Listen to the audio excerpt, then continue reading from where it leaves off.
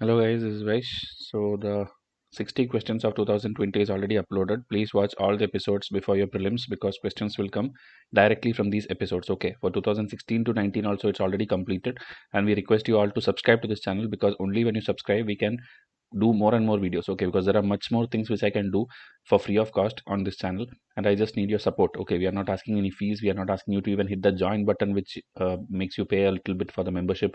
We are asking you the free subscribe button. Okay, so if you do that and give likes and share, we will continue to do this and see to it that you are a serious aspirant. Okay, if you are a non-serious aspirant, please don't subscribe. Okay, so please watch all the episodes, and the questions we'll discuss now from the question number 61. So in India, which of the following can be considered as a public investment in agriculture? Okay, so public investment means the term when you invest something, you should get something in return. Okay, so that is when it's called an investment. Okay, so here if you see, fixing minimum support price for agricultural produce of all crops, then computerization of this primary agriculture credit society, social capital development, free electricity supply to farmers, waiver of agricultural loans by the banking system, setting up of cold storage facility. So by reading this itself, if you know what is the pure meaning of investment and it is something which will in the future also give you some returns, then you will know that setting up a cold storage is a good thing. Okay, computerizing something is a good thing, social capital development is a good thing.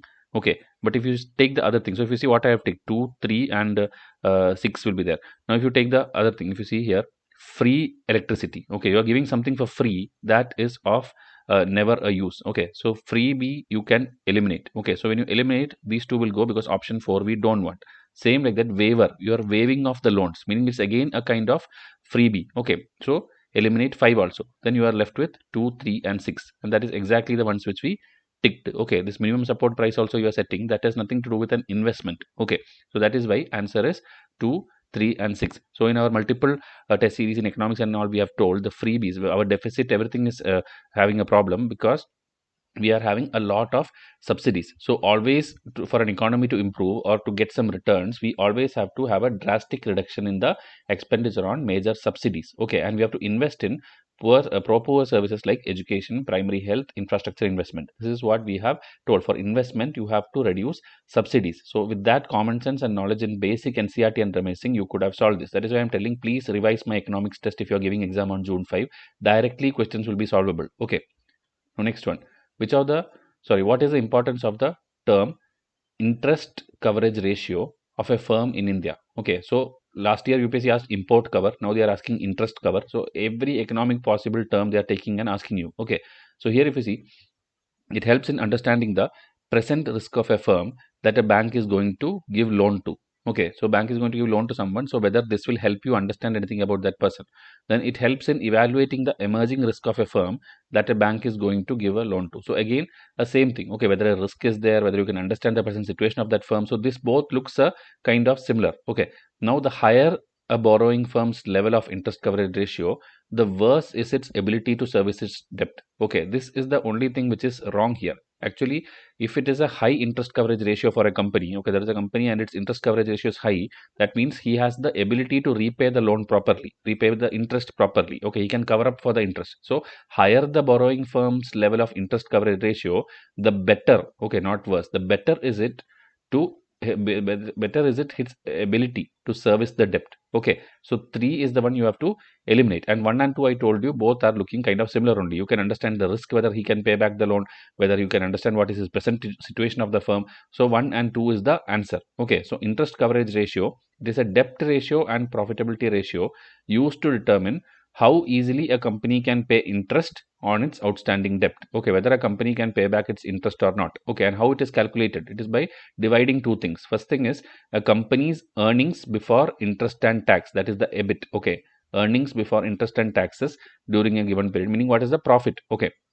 without interest and taxes, what is the kind of earnings or profit that you divide by the company's interest payment due within the same period, like how much interest you have to pay. So more you have the profit and more you have this thing, this overall ratio, interest coverage ratio will become high, and that will show you that that person has a better chance of servicing the debt, not a worse one. Okay, better chance. So this numerator will be high, and so the overall ratio will be high, and so the debt servicing will be better. Okay, so 3 is a wrong statement. So now higher coverage ratio is better. Okay, and higher interest coverage ratio ensures safety of interest on debt. Now, this term, earnings before interest and taxes, EBIT, you would have also heard if you see the programs in TV and all, you will see that the Shark Tank program and all, they're telling what is the EBITDA of your company. Okay, so that EBITDA is nothing but earnings before interest, taxes and amortization. Okay, meaning you are checking everything, and sometimes it is even told this EBITDA. Okay, where D is also there, where depreciation is also mentioned. Okay, depreciation and amortization. So all these things, meaning only your pure profit you're calculating. So for that, your earnings before all these things, that is the EBITDA of your company. Okay, and here if you see, there is something called 1C1 IC1 company or 1C1 company. So this one, if you see, interest coverage 1. Okay, that is the meaning of this. Interest coverage ratio less than 1. Okay, they are the ones having low interest coverage ratio, and they are the ones responsible for India's most kind of debt. Okay, nearly 1/3 of corporate debt was owed by companies with interest coverage ratio less than 1. That is IC1 companies, meaning they are not generating enough revenue to pay the loan interest. Okay, they are not even able to pay the loan because this thing is low, that is their interest coverage ratio is low, and they are called IC1 companies. Okay, one more term I just want to tell you. So EBIT, EBITDA, interest coverage ratio, IC1, these are multiple things from a single question you have learned now. Now, which are the following factors or policies were affecting the price of rice in India in the recent past? So this is a very simple question because it's just asking which are the following are affecting. It is not asking whether it is increasing or decreasing, whether any effect is there by the following things in the price of rice. So minimum support price, obviously government is fixing the price, so there will be an effect. Okay, then government's trading. Okay, government is trading with it, then government is stockpiling, that is in a buffer stock they are keeping. Then there is consumer subsidy. Okay, so when subsidy is there, when minimum support price is there, obviously there is going to be a effect. Okay, so here if you see trading and stockpiling, that again, when you stock something for certain time or when you trade it, there is going to be a price change. Okay, so that is why the answer is 1 2 3 4. Okay, so this is a rare question where 4 statements are there and still the answer is 1 2 3 4. There's nothing to eliminate. It's a rare chance or rare occasion in UPSC. Okay, UPSC questions, whenever there is 4 statement, answer usually never will be 1 2 3 4, but these are certain exceptions to it. Okay, so minimum support price meaning setting a fixed price. Price of rice and wheat remains stable due to adequate supply and also due to maintenance of adequate buffer stock. Okay, meaning when you're stockpiling it also, there can be a thing. Then trading, open market sale scheme is there, in which there will be selling of the food grains by the government or government agency at some predetermined price. So that also decides whether the price goes up and down. Okay, so this is to moderate the general open market price. Then this National Food Security Act is there, where you give the subsidies and all, where in 3 rupees, 2 rupees, 1 rupees and all, you give rice, wheat, cereals and all, you give a different price. So all these can have a effect on price of the thing. Okay, so here specifically to rice it is told, so I told this 3 rupee thing. Okay, now this one. This is a very generic statement about India's trade with the South Asian partners. So the value of Indo-Sri Lanka trade has consistently increased. Okay, nothing in this world will be consistently increasing or decreasing. Okay, so because of that reason, that is a wrong statement. Then textile and textile articles constitute an important item of trade between India and Bangladesh. This is a true statement and general statement. If you know, both India and Bangladesh are working on the jute and leather and apparels and all these things. So this is a very true statement. Okay, second one. So one you have to eliminate and two you need in the answer. So that way only one answer is left. Okay, this is the only thing left. So this one, if you see, in the last 5 years, Nepal has been the largest trading partner. This again is wrong. Nepal is not the largest one. It is always Bangladesh. Okay, then after that it is Nepal. Then it will be maybe China and all. So that also I can show you in some of the MCQs. I'll show you more details on that. So Bangladesh is India's largest trading partner in South Asia, followed by Nepal, Sri Lanka, Pakistan, Bhutan, and all these things. All countries in the neighborhood have a trade deficit with India. Okay, and Bangladesh also has the highest trade deficit. Okay, India has a trade deficit with China. India has a trade surplus with USA. So this kind of basic surplus and deficit you have to know. Okay, with which all countries which we have. Okay, so trade surplus deficit, here all the things are mentioned here of different years. Okay, Bangladesh is always the better trading partner than Nepal. Okay, so here answer will be 2 only. 3 is also wrong. It is not Nepal, it is Bangladesh. Now this is a very easy question, direct question if you studied the members of G20. So this also, usually coaching institutes tell don't study G20 because there are 20 countries. Who will remember all these things? UPSC is not going to ask, but we always with trick used to explain to you how to memorize this. Okay, with mnemonics we used to explain that. Again in this question I'll show you. Okay, so here if you see, one thing you have to know is usually when Australia is there in a group, New Zealand also will be in that group. Okay, and when Indonesia is there, Malaysia will be there. But this is an exception. Okay, in G20 it is an exception that even though Australia is there, New Zealand is not there in G20. Okay, same like that, even though Indonesia is there, Malaysia is not there in G20. Okay, then again, Saudi Arabia is there, but Iran is not there in G20. Okay, then one of the most popular country like Singapore, it is not there in G20. Okay, so these three are not there in the answer, and this is the answer. Okay, Argentina, Mexico, South Africa, and Turkey. So this how to remember. There is a mnemonic also for that. In various MCQs, we have already taught you full detailing about G20. This time also it will be there. Okay, so here if you see Argentina, Mexico, Turkey, South Africa, it's a direct UPSC question from any of the test series which you study. Okay, so now what is the mnemonic for that? This, if you see this Guruji Sita Ab SSC FCA May. Okay, so this, suppose there is a person called Sita and she is working in a place of designation SSC FCI. She is working there. Okay, so Guruji Sita Ab SSC FCI May working, काम करते हैं, something like that is just the mnemonic you have to study. Now, because there are 20 countries, whatever country names comes to your mind, start writing that. With G, what you will tell? You will tell Germany. With U, you will tell what? USA. Okay, like that. Think of all the developed countries, everything will be there. Okay, only exception, as I told, like Singapore is not there. Okay, Malaysia is not there.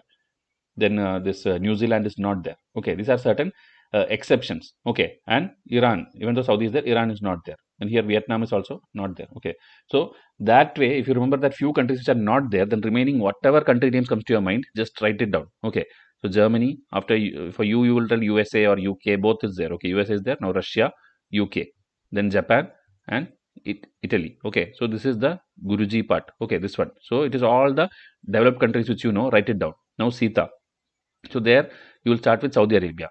Okay, then India obviously is a member of G20. Then T also, again, many countries starting with T is there. So you have to know it is Turkey. Okay, so like that, certain things you have to memorize. Remaining, you write whatever country you want, it will be true only. Okay, then Australia, but New Zealand will not be there. Okay, in this full mnemonic, if you see N is not there. Okay, so Guruji and Sita. Now, you have to write two countries which are nearby. Okay, one is Argentina, one is Brazil. Okay, so South American countries, Argentina and Brazil. Okay, so this is done.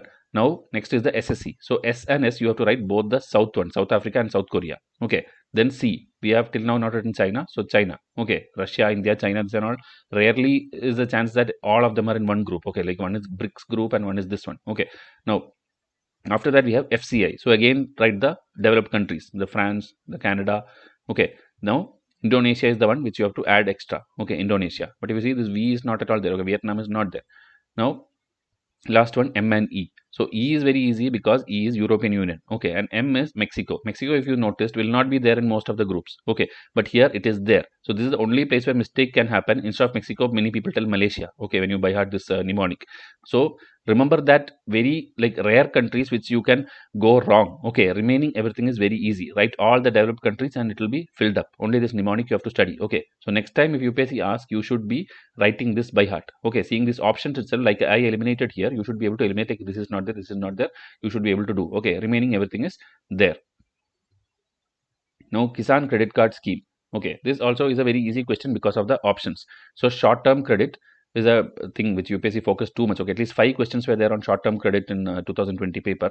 So, Kisan credit card scheme, what is it going to do, or what is it going to benefit to the farmers? Okay, so here working capital for maintenance of farm asset, then this mini trucks, tractor and harvester, then requirement of farm household, post harvest expense, and family house and village this thing, cold storage.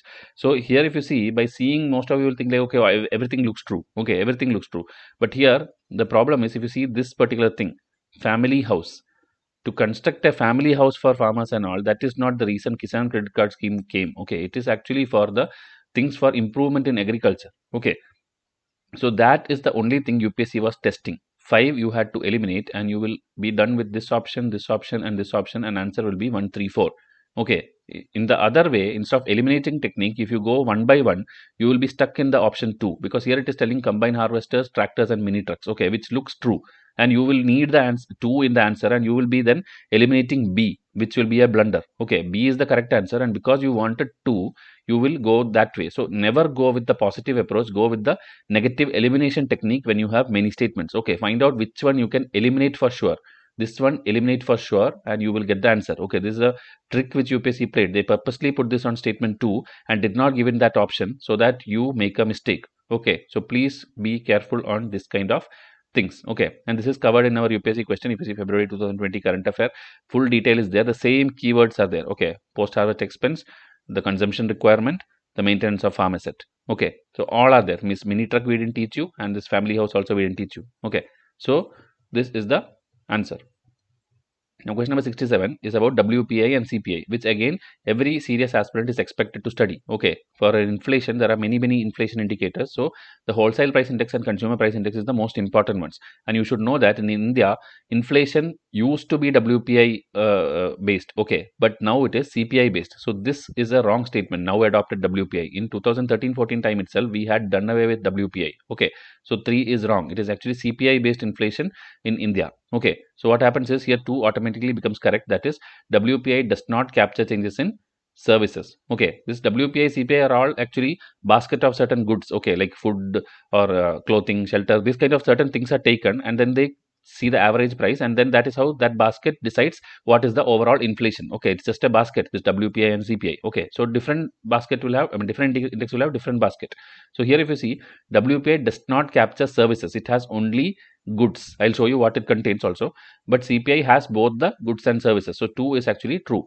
And this one, the weightage of food in consumer price index is higher than that in wholesale price index. Meaning they have gone one step ahead and asking you the detail also, what it actually contains. So this is a revision chart of Vysh IAS where we told you in WPI, we have these 3 things in the basket. Okay, there are 697 items and it has manufacturing, food and fuel. Okay, meaning it's all goods related. Okay, there is no service related. But if you see CPI consumer price index, it has food, miscellaneous, housing, fuel, clothing, tobacco. So there are some services also included here. Okay, in this miscellaneous and all. Okay, there will be little items there. Okay, so here it is only goods. Here few services are mentioned. So this one chart was enough to solve this question. Now again this one, the weightage of food, that is where the data is not mentioned here. So that in the MCQ it will be there. Okay, so here this is the this thing. Okay, for a decreasing order of weightage I have given WPI index in economics test number 3. My students can go and revise. So here if you see manufactured products is 65%, primary articles, that is the food, okay, it is 22%, and this is this much. So in WPI, food has how much? Food alone has around 15.2%. Okay, primary articles total has 22.6, and in the overall 100% of WPI, 15.2% is food articles. Okay, but in CPI, if you take, CPI has much higher. Okay, CPI weightage also is given here. Okay, CPI if you see, food and beverages is 45.86%. Okay, then the miscellaneous is 28, then the housing is 10%, this is 6%. So this is the basket. This is the things which the government will check and whether tell like whether we are in inflation or not. Okay, whether it is increasing or not. Okay, and it is the one which RBI is also using. Okay, that's also in one of this screenshot it is there. So RBI is using CPI, and in CPI food weightage is around 45%, but in WPI it is only 15%. So this is also true. So answer is 1 and 2 only. Okay. Question number 68. This is a direct Vysh IAS question. There are rarely certain questions where exact wordings and everything will be same. This is one such question. Okay, so Mekong River, Thames River, Volga and Zambezi are very important famous rivers, and you should ideally know the entire pathway, like where it goes and falls. Okay, like what falls into Caspian Sea, what falls into Black Sea, all these things you are expected to know. Okay, at least Zambezi, which is in Africa, you should know it is falling into the Indian Ocean. Okay, it is Africa's map if you take, and from here Madagascar is there. So here Zambezi River, okay, Zimbabwe, Zambia region, here it will be coming, it will coming to the Indian Ocean. Okay, here India will be there. Okay, this basic thing you were supposed to know. Okay, then next if you see Mekong River, again Mekong Ganga Corporation, many things you study. So that comes from China and goes through the different places. So here map if you see, okay, this is the map of this Asia side, Southeast Asia side. So this blue color, this is the Mekong River. Okay, passes through Myanmar, Laos, Thailand, Cambodia and all. It comes and falls somewhere here, which is near South China Sea. Okay, so that exact option we also have given here. Okay, Mekong Ganga Andaman, incorrect. Okay, this is a wrong statement because Mekong drains into near South China Sea. Andaman Sea is here. Okay, if you see. Okay, but here in between we have this Thailand's line is there. So, and here Gulf of Thailand is there, and beyond that only this thing comes and fall. So it is not in Andaman Sea. Okay, this is something which people can get confused. So one is not there in the answer. So you eliminate this one and eliminate this one. So 3 automatically becomes true. That is Volga. So this question, if you see again, we had the same thing. Okay, same option. UPSC also has used it. Okay, so Volga, Caspian Sea. If you see here, Volga goes to the Caspian Sea and Danube goes to the Black Sea. Okay, for next year I am telling you. Then like that, many are there falls into Mediterranean Sea. For example, from Africa here, the Nile, White Nile and Blue Nile come here, and in Sudan it will merge. Then it will become a single Nile river, and it will go and fall in the Mediterranean Sea. And this is the longest river in the world. Okay, so this is the things which we asked in the question, and these are the things which UPSC asked. So if you knew Volga falls into thing, you know 3 is there. Okay, so now, okay, so this is the direct question which is asked by UPSC. So Zambezi is in Africa, which falls into Indian Ocean, and Volga is the one which falls in Caspian Sea. The answer will be C, 3 and 4 only. Okay. 3 is automatically correct as per their thing, because we solved 1 is not correct, and the remaining 4, I already told you it is from Africa. Okay. So 3 and 4 only. Now consider the following statement. This is a two statement type question again about MSP. So agriculture related many questions are there. Many more I'll show you in the coming episodes. So in case of all cereals, pulses and oil seeds, the MSP is unlimited in any state. So this is a very extreme statement. From that, so you can understand it is a wrong statement. Okay. Then in the case of cereals and pulses, the MSP is fixed in any state or UT at a level to which market price will never rise. This is actually wrong. Okay. It's up to which it will never fall. Okay. MSP means what? It is minimum support price.